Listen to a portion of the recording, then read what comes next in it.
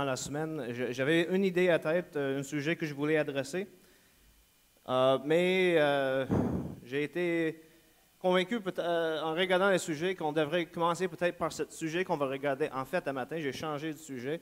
Puis la prochaine fois que je viens en fait, on regardera l'autre que j'avais en tête. Vous allez voir, il y a une belle suite dans les idées. Les dernières fois que j'étais venu ici, on avait parlé du problème de mal. Puis avant ça aussi, comment que la Bible répond à le problème du mal. Je vous avais suggéré que selon la parole de Dieu, la réponse à toute la souffrance qu'on vit, à toute la souffrance dans ce monde, c'est Jésus-Christ sur la croix. C'est ça la réponse biblique aux souffrances qu'on vit. Et c'est justement ça, de ça, que je veux parler un matin, la croix de Christ. Je ne sais pas si c'est encore la mode. Je me rappelle quand j'étais jeune, c'était une mode pour les femmes de porter des bijoux de croix parfois. Des fois, les hommes ont porté ou même des femmes ont porté une genre je ne sais pas comment on appelle ça encore. Une chaîne là, avec une croix là-dessus. Là. Des fois, on voyait des personnes qui avaient des chandails avec une croix là-dessus. Jean Chrysostome, qui était père de l'Église dans la fin des années 300, début 400, dans un petit traité intitulé « Le Christ est Dieu », il cherche à démontrer de toutes plein de manières que Jésus-Christ est en fait Dieu. Et à travers ça, on trouve les paroles suivantes. « Maudit est-il écrit dans le Deutéronome, quiconque est pendu au bois. » Et maintenant, ce bois infâme, ce bois maudit, cet effrayant symbole de la mort des scélérats, est un objet de vénération et d'amour. Rien n'embellit la couronne impériale comme la croix. Ce joyau le plus précieux que le monde. Elle était, jadis, universellement abhorrée. Et partout aujourd'hui, nous en voyons l'image. Chez les princes et les sujets, chez les femmes et les hommes, chez les vierges et les personnes mariées, chez les nobles et les esclaves. Chacune trace à chaque instant ce glorieux signe sur la plus noble partie de son corps.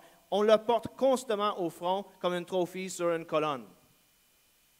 Elle rayonne de toutes parts, dans l'intérieur des maisons, sur la place publique, dans les déserts, sur les routes. Si vous allez dans le coin de la Gaspésie, à un moment donné, on passe sur un bateau avec la voiture. Puis en passant une rivière, un genre de fjord, si tu regardes au bout du fjord, c'est quoi qu'on voit? 3 croix sur les montagnes, en plein milieu de nulle part au Québec.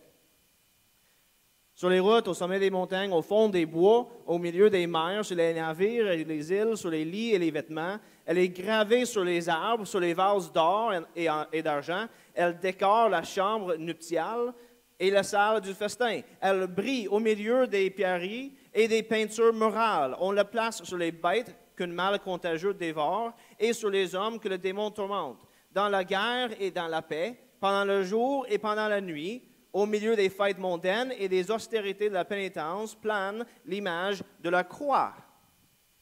Tant on aime ce signe de salut, tant on éprouve de bonheur à se réfugier sous son ombre. Tous l'embrassent avec amour. Nul ne rougit désormais de cet instrument de mort, de ce symbole de la malédiction. C'est un joyau que tout le monde préfère aux couronnes, aux diadèmes, aux diamants les plus précieux. L'horreur a fait place à l'admiration et la répulsion au désir. Vous l'apercevez partout, encore une fois, au sommet des édifices et dans l'intérieur des maisons. Vous voyez que des fois, même dans des fenêtres et des portes, on voit la croix. Dans les villes et les solitudes, elle orne la page que vous lisez aussi bien que les routes où vous portez vos pas.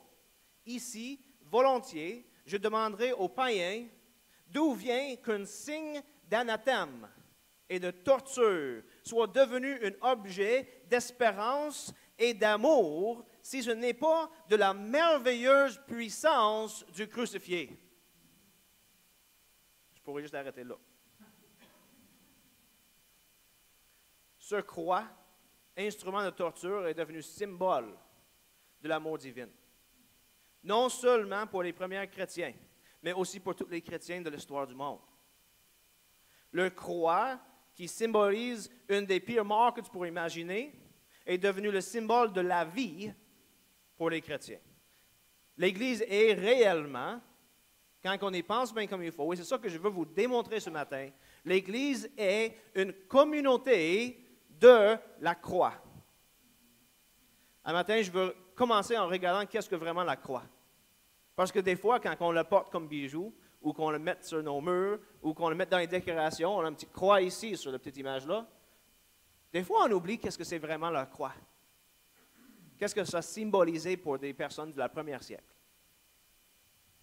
Fait que je veux regarder ça en premier. Puis après ça, je veux regarder comment que la croix change nos vies. Comment que la croix devrait avoir un impact dans littéralement tout ce qu'on fait comme chrétien, autant individuellement que comme Église. La mort sur la croix a toujours été par-dessus tout autre la mort de la honte. Le feu, l'épée, la hache, la pierre, le pruche ont, chacun à son tour, été utilisés par la loi comme moyen d'exécution. Mais ceux-ci ont été, dans de nombreux cas, tellement associés à l'honneur. Pensez-y, l'épée. Si tu étais un citoyen romain, tu avais été donné la peine de mort, tu avais l'honneur de mourir par l'épée. On enlevait la tête. Comme ça, il n'y a pas de douleur et il n'y a pas de honte. Ils ont été tous associés avec l'honneur. Que la mort par l'intermédiaire de ceux-ci n'a pas été comptée comme soit maudit ou soit honteux. Ce n'est pas le cas pour la croix. Sa victime, clouée en agonie sur les bois rugeux, suspendue nue et déchirée au regard des multitudes, a toujours été vue comme un être humain honteux et dégradé. Plus à moquer qu'à pitié. Chez les Juifs et les gentils, les païens, le mal et le bien-être, la malédiction et non la bénédiction ont été liés à la croix. Dans la pensée et les symboles humains, c'était traité comme un synonyme d'ignominie, de faiblesse, de criminalité. Sur la mort sur la croix romaine est une des morts, on nous dit, la plus douloureuse et certaine que l'homme a inventée. Ce n'est pas une mort tranquille, ce n'est pas une mort rapide.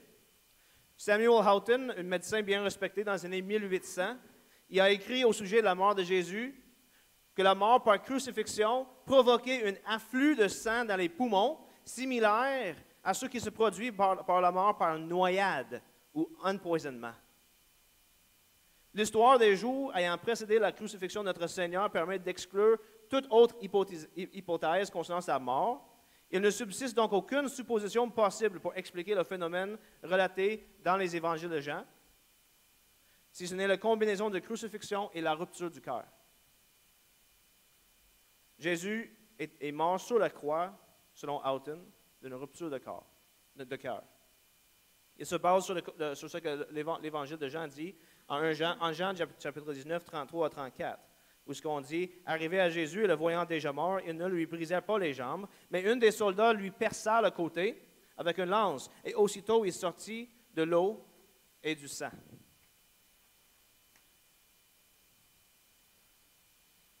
Juste pour vous donner l'idée rapidement, qu'est-ce qui se passe dans une crucifixion, je ne sais pas si je vous ai déjà parlé de ça, mais dans une crucifixion, l'homme était mis sur la croix, les clous n'étaient pas dans les mains, comme on voit souvent dans les images.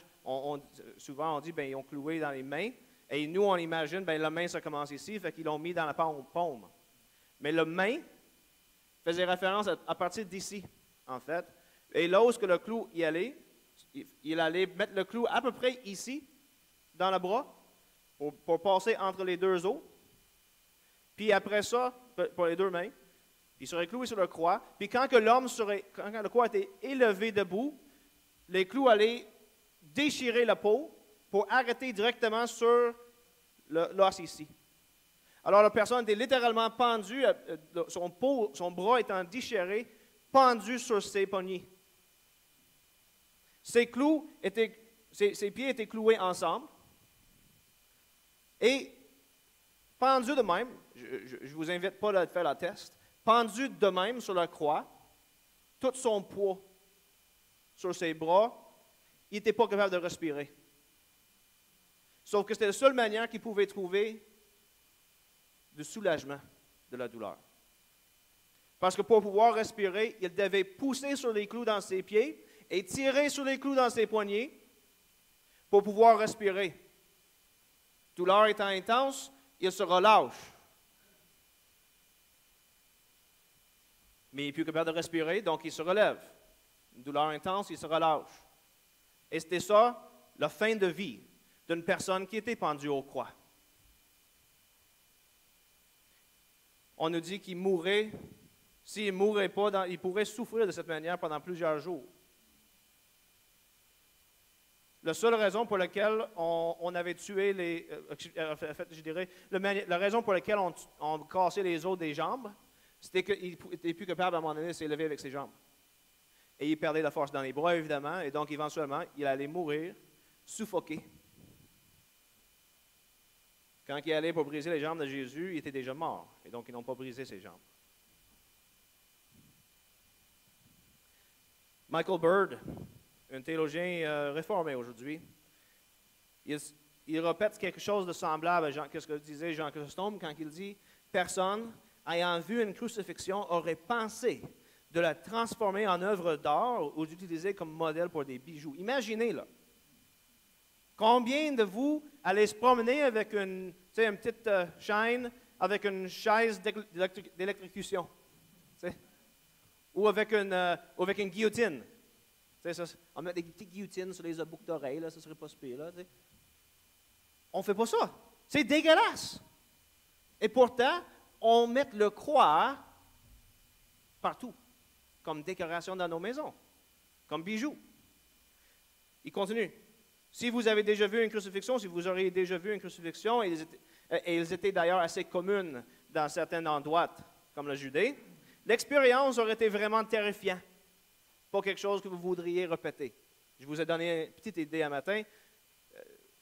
C'est rien, là. Si vous avez vu Le Passion du Christ qui est sorti, voilà quoi, quasiment 15 ans maintenant, ça donne une petite idée de qu'est-ce que c'était. Et ça, c'est même pas assez violent. Il dit, « Cela vous laisserait avec des souvenirs irrépressables d'hommes à moitié morts et nus, qui meurent par une mort qui était prolongée pendant des jours, couverts de sang et de mouches, leur chair rongée par des rats, leurs membres déchirés par des chiens sauvages, leurs visages piqués par des corbeaux. Des victimes étaient moquées continuellement et raillées par les tortionnaires qui jouissaient de leur métier. Ceux qui tuaient sur la croix, ce n'est pas comme s'ils faisaient ça par obligation. Bien, c'est mon job, j'ai été obligé de le faire, donc je vais le faire. À la longue, ils faisaient ça par pure joie de torturer. Peut-être même, il y avait des familles des crucifiés proches, pleurant de manière incontrôlable et totalement impuissants pour faire quoi que ce soit pour les crucifier. C'était ça que tu verrais si tu avais assisté à une crucifixion. La croix, dans le premier siècle, n'était pas quelque chose de beau. C'était la pire manière de mourir. La croix était une manière de tuer les criminels et les ennemis politiques dont on voulait non seulement les tuer, on voulait les moquer et les faire honte publiquement. Ils étaient mis tout nus en avant de tout le monde, qui riait d'eux autres. Et c'était une véritable horreur, c'est le sujet des cauchemars, honnêtement. De plus, si ça ce n'est pas assez, juste la réalité de qu'est-ce que c'est la croix. De plus, les Juifs voyaient la mort sur la croix comme un signe d'une malédiction divine. En Deutéronome 21, 22 à 23, que je viens de lire dans la citation de Jean Chrysostome, on lit ceci. « Si l'on fait mourir un homme coupable d'un péché passible de mort, et que tu l'aies pendu à un bois, son cadavre ne passera pas la nuit sur le bois, mais tu l'enseveras le jour même, car celui qui est pendu est un objet de malédiction auprès de Dieu, et tu ne souilleras pas le territoire de l'Éternel, ton Dieu, que ton Dieu te donne en héritage. »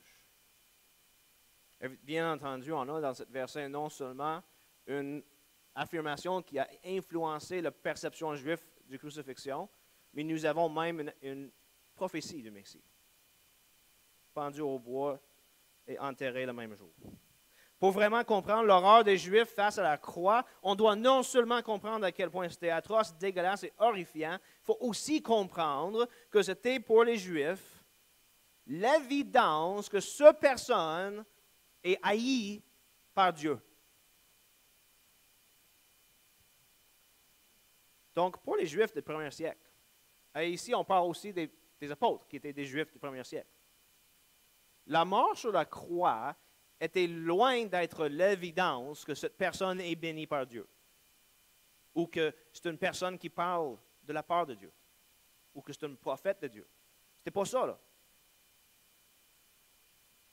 On peut commencer à comprendre pourquoi Paul pourrait dire que la prédication de la croix était une folie.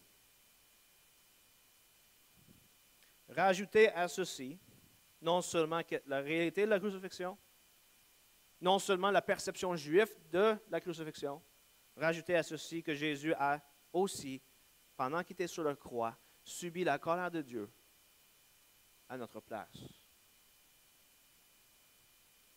Et on entend son cri. Pourquoi, mon Dieu, m'as-tu abandonné? Deuxième personne de la Trinité qui jouit de l'amour dans la Trinité depuis toute l'éternité. Pourtant, la prédication chrétienne, quand on lit les Écritures, quand on lit les documents des premiers siècles chrétiens, toute la prédication chrétienne tournait autour de la croix. Pourquoi? N'est-ce pas ridicule? Pourquoi est-ce qu'on prendrait ce qui est clairement un scandale pour les Juifs et une folie pour les Grecs? Pourquoi est-ce qu'on prendrait ça comme central à notre message? La raison très simple, et Jean Chrysostome lui fait allusion déjà, c'est que par la mort de Jésus sur la croix, nous sommes justifiés devant Dieu, nous avons la paix et la réconciliation avec Dieu, nous sommes sanctifiés par Dieu et nous recevons la garantie de la gloire future auprès de Dieu. Par la croix. C'est central à toute la vie chrétienne. Dans son épître aux Colossiens, Paul dit, Colossiens chapitre 1, 19 à 20, « Car il a plu à Dieu de faire habiter en lui, Jésus, toute plénitude, et de tout réconcilier avec lui, aussi bien ce qui est sur la terre que ce qui est dans les cieux, en faisant la paix par lui, par le sang de la croix. » Et dans le prochain chapitre, chapitre 2, 13 à 15, il dit ceci. Et c'est un de ces versets les plus puissants que tu pourrais lire. Ça vaut la peine de le mémoriser. « Vous qui étiez morts par vos offenses et par l'incirconcision de votre chair, il vous a rendus à la vie avec lui, en vous faisant grâce pour toutes nos offenses. » Écoutez bien ce qu'il dit ici. « Il a effacé l'acte rédigé contre nous et dont les dispositions nous étaient contraires. » Tout allait contre nous. Il l'a effacé. Comment? Il l'a supprimé en le clouant à la croix. Il a dépouillé les principautés et les pouvoirs et les a publiquement. Notez-le bien. Les Romains l'ont mis sur une croix pour faire un spectacle, pour moquer de ce fameux roi d'Israël. Et qu'est-ce que dit Paul? Jésus a dépouillé les principautés et les pouvoirs et les a publiquement livrés en spectacle, en triomphant d'eux par la croix. Car, dit Paul en Romains, lorsque nous étions encore sans force, Christ, au temps marqué, est mort pour des impies. À peine mourrait-on pour un juste. Quelqu'un peut-être aurait le courage de mourir pour un homme qui est bon. Mais en ceci, Dieu prouve son amour envers nous. Lorsque nous étions encore pécheurs, Christ est mort pour nous. À bien plus forte raison, maintenant que nous sommes justifiés par son sang, serons-nous sauvés par lui de la colère. Car si, lorsque nous étions ennemis, nous avons été réconciliés avec Dieu par la mort de son Fils, à bien plus forte raison, étant réconciliés, serons-nous sauvés par sa vie. Plus encore, Notez tout ce qui est attaché à la croix, là, à la mort de Jésus-Christ. Plus encore, nous nous glorifions en Dieu par notre Seigneur Jésus-Christ, par qui maintenant nous avons obtenu la réconciliation. Toute l'humanité était condamnée comme pécheur devant Dieu. On ne méritait rien d'autre que la mort éternelle. À nous-mêmes, tout seuls, c'est tout ce qu'on mérite. Mais par la mort de Jésus sur la croix, nous avons été réconciliés avec Dieu. Il nous a étendu le pardon. Nous avons échappé par son sacrifice au juste jugement, le colère de Dieu. Nous avons été justifiés, nous avons une nouvelle vie et la promesse de la vie éternelle. J.C. Ryle, un grand prédicateur de l'Évangile, dans une petite prédication qui s'appelle « What think you of the cross? » Que penses-tu de la croix? Il dit ceci, « Les gens, il me semble, ont oublié que toute la souffrance du Christ sur la croix était nécessaire pour le salut de l'homme. Il devait supporter nos péchés s'ils étaient pour être supportés. Avec ses rayures, seuls nous pourrions être guéris. C'était le seul paiement de notre dette que Dieu accepterait. Ce fut le grand sacrifice dont dépendait notre vie éternelle. Si le Christ n'était pas allé à la croix et n'avait pas souffert à notre place, le juste pour l'injuste, il n'y aurait pas eu un seul étincelle d'espoir pour nous. Il aurait eu un puissant abîme entre nous et Dieu qu'aucun homme n'aurait jamais pu passer. Le plus grand combat de l'histoire humaine, on peut penser à toutes ces guerres, mais le plus grand combat, le combat le plus important de l'histoire humaine, s'est passé dans le 1er siècle sur une croix romaine. Et c'est Jésus qui est sorti vainqueur. Une seule contre l'humanité, dans un certain sens, contre le péché, contre Satan. Et en faisant ce guerre, il nous a gagné la paix. Cette croix, qui pour les premiers chrétiens était symbole de la mort, est devenue littéralement un symbole de la vie, par l'acte de Jésus-Christ sur la croix. Dans cette même prédication, Riley dit ceci, « Vous pouvez connaître beaucoup de choses au sujet de Christ par une sorte de connaissance de la tête. Vous savez qui il était et où il est né et ce qu'il a fait, ses miracles, ses paroles, ses prophéties et ses ordonnances. Comment il a vécu, comment il a souffert et comment il est mort. Tout ça, tu peux le savoir par une sorte de connaissance de la tête. Il s'agit de lire les évangiles et n'importe qui peut le faire puis les comprendre. Mais, dit Ryle, à moins que vous connaissiez le pouvoir de la croix du Christ par expérience, à moins que vous sachiez et sentez à l'intérieur que ce sang versé sur cette croix a emporté vos propres péchés, à moins que vous êtes disposé à avouer que votre salut dépend entièrement du travail que Christ sur la croix, alors le Christ ne vous profitera rien si vous ne croyez pas que c'est pour vous. Le simple fait de connaître le nom de Christ ne vous sauvera jamais. Vous devez connaître sa croix et son sang, sinon vous mourrez dans vos péchés. Par ce quoi nous sommes sauvés de Dieu, de son colère, pour être réunis avec Dieu, notre Père. Celui qui a été juge devient le Père qui nous aime et qui nous accueille par la croix de Jésus-Christ. C'est pour cela qu'on nous informe que dans le 1er siècle, les chrétiens mettaient toute leur attention sur la croix de Christ. Leur prédication, c'était la croix. Leur adoration tournait autour de la croix. Tout tournait autour de la croix, qui était devenue un symbole de puissance et de gloire. Paul dit, par exemple, en Galates chapitre 6, verset 14, « Je ne me glorifierai de rien d'autre que la croix de Jésus-Christ, par qui le monde est crucifié pour moi comme je le suis pour le monde. » Michael Bird, que j'ai mentionné tantôt, nous informe que dans l'Église primitive, c'est la croix qui a percuté la culture chrétienne. C'était célébré dans l'adoration, dans les premières hymnes. C'était central à l'Évangile, central dans le baptême, dans le repas du Seigneur et dans toutes les œuvres chrétiennes. Tertullien, au 2e siècle, dans un petit traité qui s'appelle « Autour du Coran » ou « Sur le Coran », il dit ceci. « Dans tous nos voyages et mouvements, dans toutes nos entrées et sorties, en mettant nos chaussures au bain, à la table, en allumant nos bougies, en reposant, en s'asseyant, quel que soit l'emploi qui nous occupe, nous marquons notre front avec le signe de la croix. Au 2e siècle, c'est ça qu'ils faisaient. C'était vraiment leur croix qui était centrale à tout. On a déjà lu la citation de Jean Chrysostome.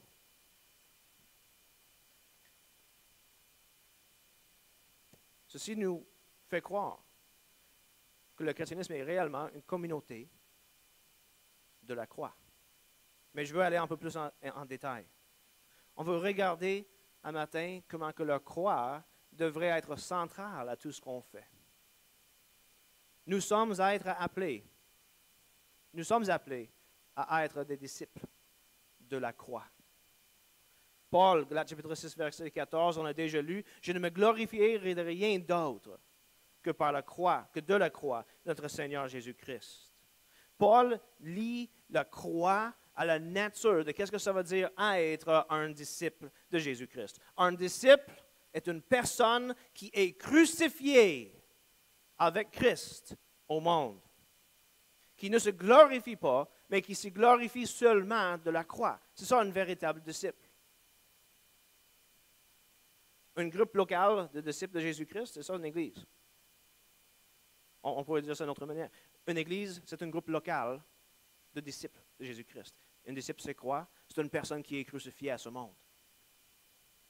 Ce n'est pas juste Paul qui lie le fait d'être disciple à la croix. En fait, notre Seigneur lui-même, il dit en Luc 14, verset 27, « Quiconque ne porte pas sa croix et ne me suit pas ne peut être mon disciple. » Matthieu 10, 39. « Celui qui aurait gardé sa vie la perdra, et celui qui aurait perdu sa vie à cause de moi le retrouvera. » Être disciple de Jésus-Christ signifie porter sa croix. Porter ta croix. Ça implique qu'on meurt à ce monde et les choses de ce monde. Ça implique qu'on fait la poursuite constante de la sanctification personnelle. Comme le disait l'auteur aux Hébreux, vous n'avez pas encore lutté jusqu'au sang contre le péché. Et Galates chapitre 2, verset 20, Paul dit, « Je suis crucifié avec Christ. » Notez encore, c'est lié à la croix. Je suis crucifié avec Christ. Et ce n'est plus moi qui vis, c'est Christ qui vit en moi. Ma vie présente dans la chair, je la vis dans la foi au Fils de Dieu qui m'a aimé et qui s'est livré pour lui-même pour moi. Nous sommes des disciples crucifiés d'un Seigneur crucifié. Nous sommes crucifiés à ce monde et ce monde à nous par la croix de Christ.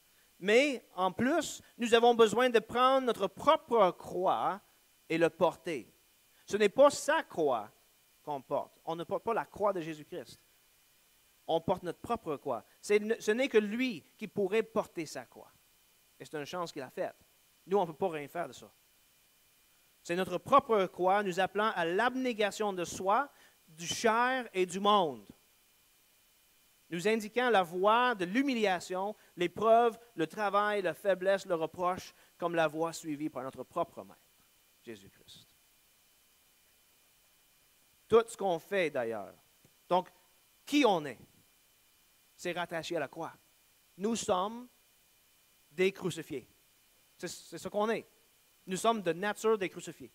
Crucifiés avec le crucifié. Ce qu'on est.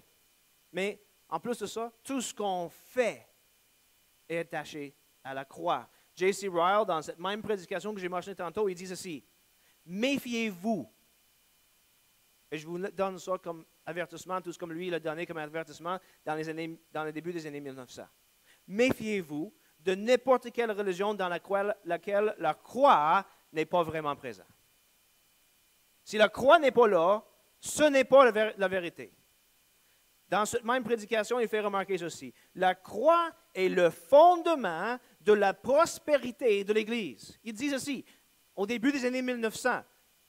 Il aurait pu prêcher ça aujourd'hui. Aucune Église ne sera jamais honorée si le Christ crucifié n'est pas continuellement élevé. Rien ne peut compenser le manque de la croix. Sans cela, tout peut être fait de manière décente et dans l'ordre. Sans elle, il peut y avoir des splendides cérémonies, de la belle musique, des pasteurs qui ont des connaissances, des foules qui participent au repas du Seigneur, de grandes collections pour les pauvres. Mais sans le croix, aucun bien ne sera fait. Notez-le bien. On peut faire toutes ces bonnes choses. On peut avoir des belles prédications. Je peux venir faire une prédication ici à mon église. Vous pouvez avoir les meilleurs prédicateurs qui viennent ici, qui font des prédications. Mais si le croix n'est pas élevé, c'est en vain.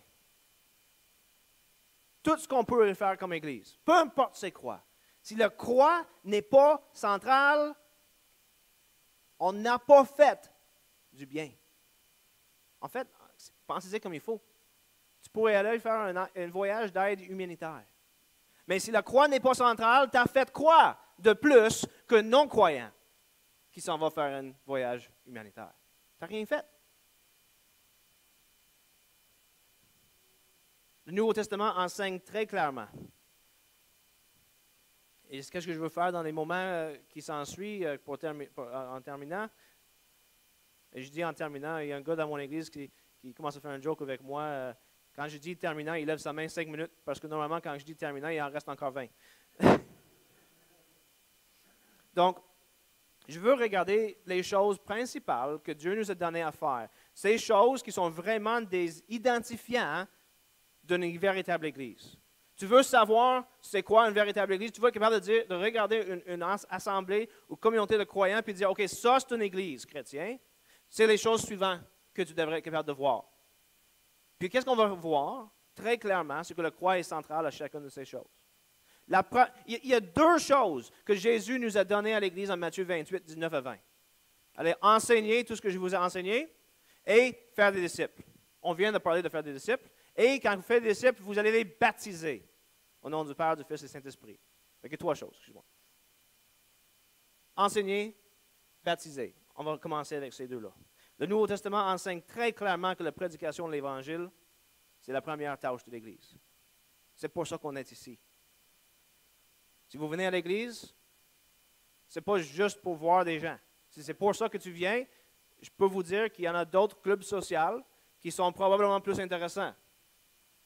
Franchement, tu peux te joindre à un club de moto.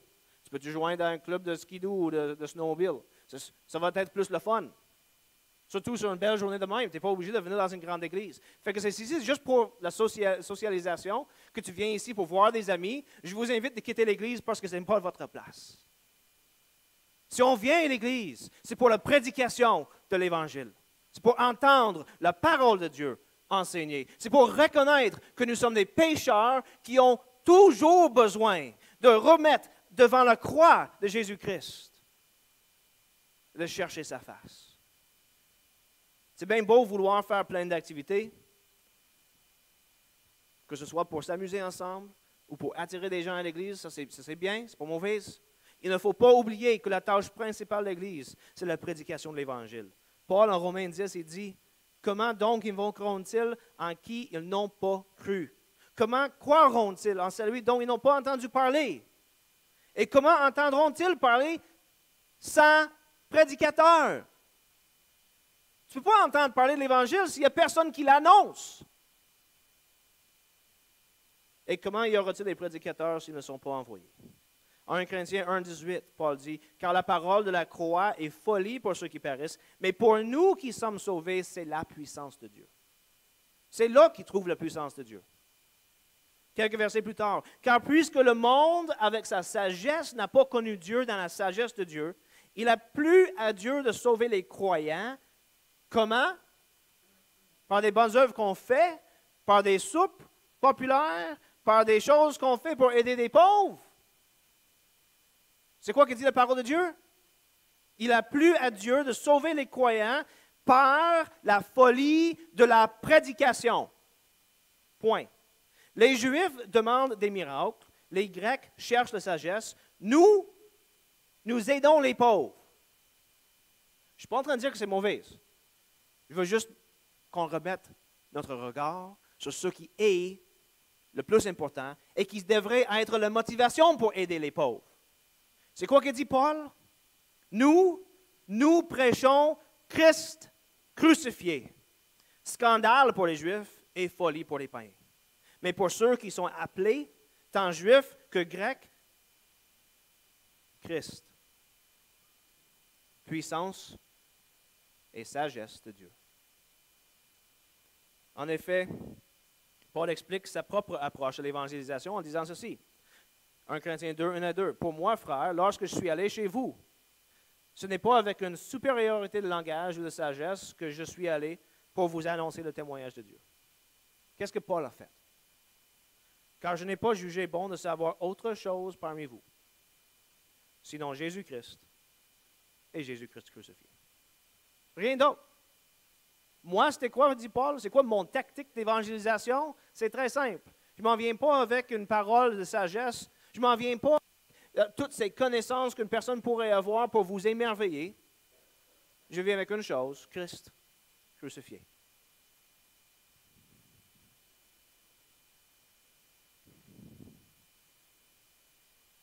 Dès le départ, selon la parole de Dieu lui-même et dans l'Église primitive, qu'est-ce qu'on voit? C'est que la prédication de la croix est le cœur de l'Église. Si tu rentres dans une Église,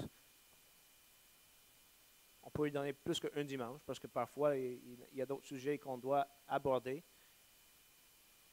Mais si tu es là pendant plusieurs mois et tu n'entends pas la prédication de la croix, tu n'es pas dans une véritable Église. Ce qui doit être central à toute communauté chrétienne, c'est la prédication de la croix, la prédication du Christ crucifié, mort pour nos péchés et ressuscité pour notre justification. La communauté de la croix est appelée à la prédication de la croix. Le baptême, j'avais mentionné qu'il y avait deux choses, la prédication et le baptême. Le baptême de l'Église de Jésus-Christ, c'est fait par l'immersion d'un croyant sous l'eau, signifiant sa mort avec Jésus-Christ. Et on ne le laisse pas là. On a eu un baptême dimanche passé, puis c'était mon plaisir de pouvoir le relever. Mort avec Jésus-Christ et ressuscité à une nouveauté de vie. Le baptême est un symbole qui tourne autour du Christ crucifié et ressuscité. Le baptisé descend dans les eaux de baptême par obéissance au crucifié. Paul dit, Romains chapitre 6, « Ignorez-vous que nous tous qui avons été baptisés en Christ Jésus, c'est en sa mort que nous avons été baptisés? Nous avons donc été ensevelis avec lui dans la mort par le baptême, afin que comme Christ est ressuscité d'entre les morts par la gloire du Père, de même nous aussi nous marchions en nouveauté de vie. » Dans sa lettre aux Colossiens, il dit, « Ensevelis avec lui par le baptême, vous êtes aussi ressuscités en lui et avec lui, par la foi en la puissance de Dieu qui l'a ressuscité d'entre les morts. » La communauté de la croix démontre qu'il s'associe à la croix de Jésus-Christ par le baptême public, par lequel il annonce à tous les coups que Jésus est mort pour nos péchés et ressuscité pour notre justification. Vous savez quoi? Je vais toucher sur un sujet difficile, la discipline dans l'Église. Il me semble qu'à toutes les fois qu'on parle de ce terme-là, il y a des dents qui grichent. On peut quasiment les entendre ici, la discipline dans l'Église. Paul lie la discipline de l'Église à la croix. Il dit ceci, « Car nous aussi nous étions autrefois insensés, désobéissants, égarés, asservis à toute espèce de désir et de passion, vivant dans la méchanceté et dans l'envie, odieux et nous haïssant les uns les autres. Mais lorsque la bonté de Dieu notre Père et son amour pour les hommes ont été manifestés, il nous a sauvés. Non parce que nous aurions fait des œuvres de justice, mais en vertu de sa propre miséricorde. Par le bain de la régénération et le renouveau du Saint-Esprit, il a répandu sur nous avec abondance par Jésus-Christ notre Sauveur, afin que, justifiés par sa grâce, nous devenions héritiers de l'espérance de la vie éternelle. Notez qu'est-ce qu'il dit. Cette parole est certaine, et je veux que tu insistes là-dessus, afin que ceux qui ont cru en Dieu s'appliquent à exceller dans les œuvres bonnes. Voilà qui est beau et utile aux hommes. Mais évite les folles discussions, les généalogies, la discorde, les disputes relatives à la loi, car elles sont inutiles et vaines. Éloigne-toi de toi, après un premier et un second avertissement, celui qui cause des divisions, sachant qu'un tel homme est perverti, qu'il pêche et se condamne lui-même. Vous avez vu le lien? Il vient tout juste de parler de la grâce de Dieu qui nous est donnée par la croix du Christ. Et sur la base de cette grâce, nous sommes appelés à la sanctification personnelle et à s'éloigner de la communauté de l'Église, tous ceux qui ne recherchent pas cette sanctification, après un premier et un deuxième avertissement. La communauté de l'Église, de la croix, s'exhorte mutuellement à vivre selon la croix. C'est ça la discipline d'ailleurs. C'est quand on parle de discipline, on pense juste à cette dernière étape. On les repousse. En fait, la discipline de l'Église, c'est quand que je vois ta vie, puis je suis capable de venir te voir pour dire, mon frère, ma soeur, dans ta vie, tu as telle chose qui ne va pas bien. Je t'exhorte. Reviens à la croix. Ça, c'est la première étape de la discipline de l'Église. C'est une supplication d'un frère à un frère, une sœur à une sœur, de retourner à Jésus-Christ.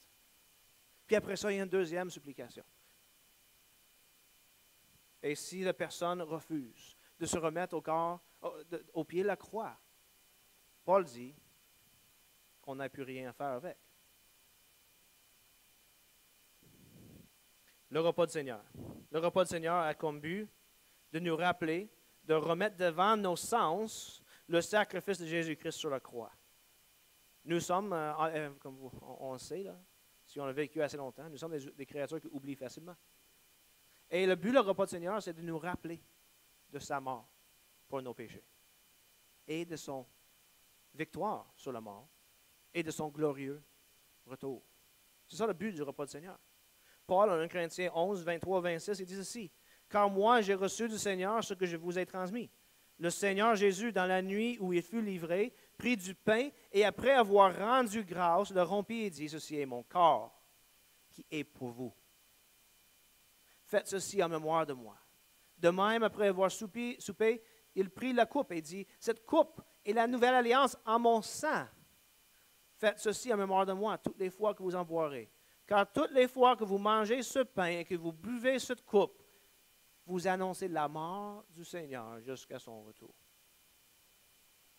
Le repas du Seigneur, c'est une chose qu'on fait en Église par ordonnance de Jésus-Christ, qui nous a obligés, nous a demandé de faire ça à tous les fois qu'on se ressemble. Et il dit, c'est pourquoi? Pour vous rappeler de ce que j'ai fait pour vous, jusqu'à temps que je revienne. C'est un symbole par lequel on se rappelle de son sacrifice sur la croix. En conclusion, je vais vous donner deux citations. Une de J.C. Ryle, j'ai déjà cité, puis une de Jean Chrysostome. Puis après ça, on va aller dans un temps de prière commune. Je vais vous inviter à prier après. Puis je vais terminer avec un mot de prière. J.C. Ryle, il dit ceci. La croix du Christ. La mort du Christ sur la croix pour faire l'expiation pour les pécheurs. Et la vérité centrale de la Bible. C'est la vérité que nous commençons avec lorsqu'on ouvre en Genèse.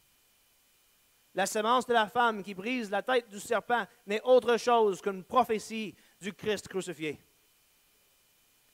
C'est la vérité qui brille, bien que voilée, à travers la loi de Moïse et l'histoire des Juifs. Le sacrifice quotidien, l'agneau de la Pâque, l'effusion continue de sang dans le tabernacle et le temple. Tout ceci étaient des symboles du Christ crucifié. C'est la vérité que nous voyons honorée dans la vision du ciel avant de fermer le livre de l'Apocalypse.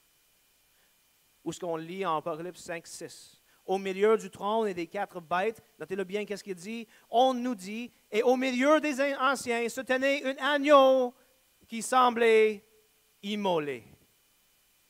C'est le Christ crucifié qui est au ciel, victorieux, avec les marques de sa crucifixion. Même au milieu de la gloire céleste d'Israël, nous avons une vision du Christ crucifié. Retirez le croix du Christ, et la Bible n'est qu'un livre sombre. Je ne vous prêche pas un cliché ce matin, ni un genre de phrase qui peut être faite pour répéter pour nous motiver et passionner. Je vous prêche la croix du Christ, une chose qui s'est passée dans l'histoire.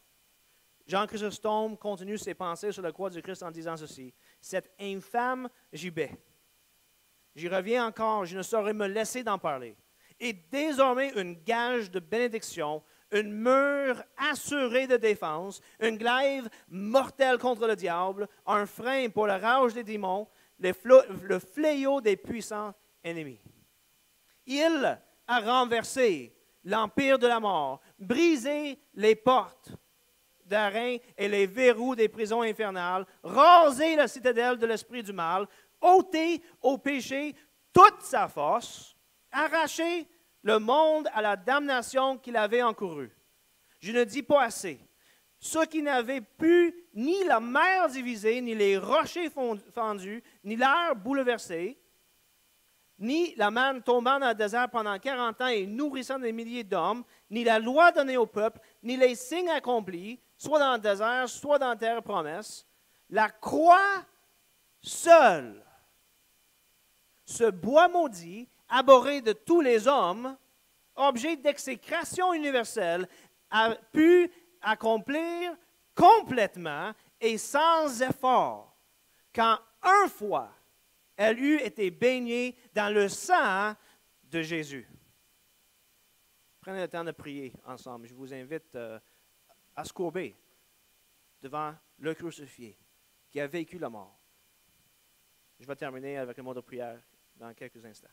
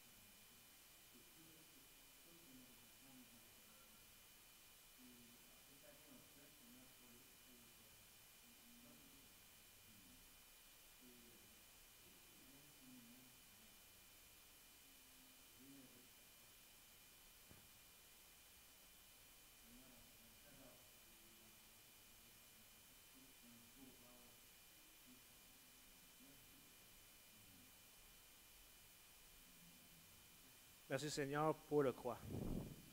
Par ce croix, tu as vaincu le mort, le péché et Satan, nous donnant la vie, nous conduisant dans la sainteté et nous libérant de tout ce qui est dans le monde, la convoitise de la chair, la convoitise des yeux et l'orgueil de la vie.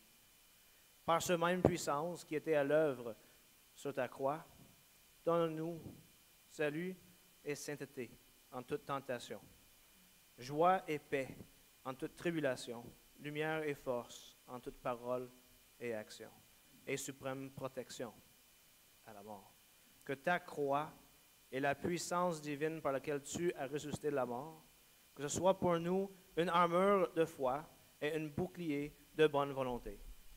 Qu'elle soit l'expulsion de nos vices, l'extinction de la concupiscence et des désirs impurs, l'augmentation de la charité et de la patience, de l'humilité et de l'obéissance et de toutes les vertus.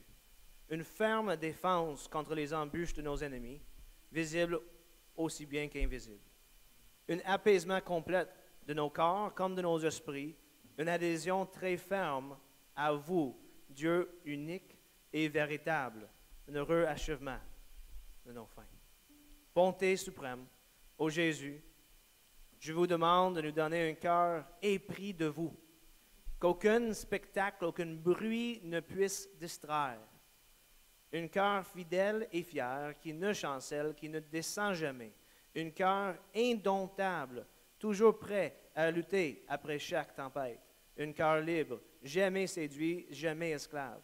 Un cœur droit, qu'on ne trouve jamais dans les voies tortueuses.